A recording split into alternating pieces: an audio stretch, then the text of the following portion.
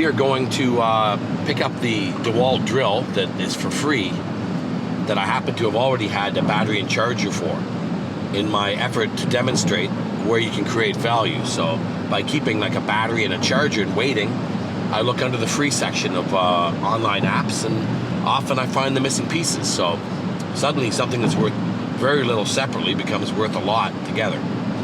Mind you, you have to test things and be organized. So we're on our way to go get this drill. And later, probably tomorrow, we'll videotape, we'll see which battery fits and turn it on. Now, if he's giving me a broken drill and I don't know, I guess the joke will be on me, but I doubt it. But in the winter, it's a different game. Right now, it's pretty cold, so, you know, if you open your door and you don't want to go outside, then this is the wrong bag for you.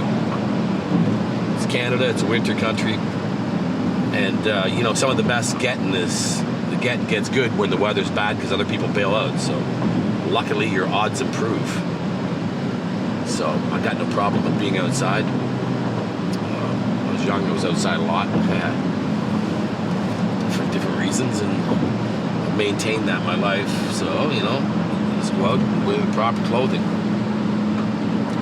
Let's go get that drill.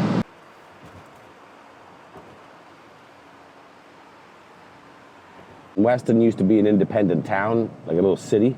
And in 1966, it got incorporated with all the other parts of Toronto, Scarborough, Etobicoke, East York. Toronto was just a small chunk.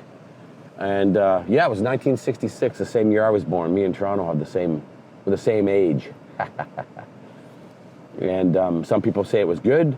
Mind you, I've talked to people that used to live out in West Hill and Etobicoke and whatever, and they've said that since then, the outer reaches of Toronto, the money's always went downtown. And I don't know, maybe they're right.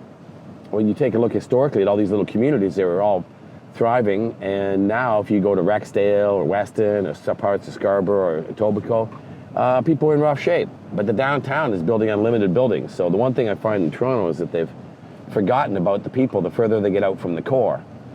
But they're all based down there, you know. I mean, let's face it, every mayor lives in Toronto proper, right in probably Rosedale. So what would they know about Weston Road, and what would they know about Old Military Trail and Mimico? What would they know, eh?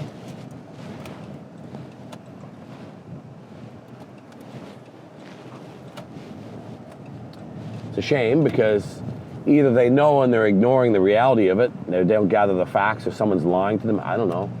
Or they're so out of touch, they shouldn't be in office. What do you think it is? That's why I always said to people, you want to go for a drive, let's take a look. Some of these are post-industrial areas that haven't been developed. And when they get developed, there's no cheap housing in them anyway. So how do you help anyone in the community to drive them further out? And they got to find another enclave. 39? What's that there? That is... I thought so. Shh. Come on, Skip. Don't start budding in on me.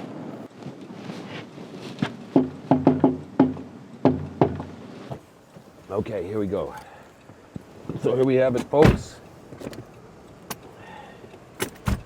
So there it is. Look at that drill. It's a nice drill, and that takes the big battery. There it is.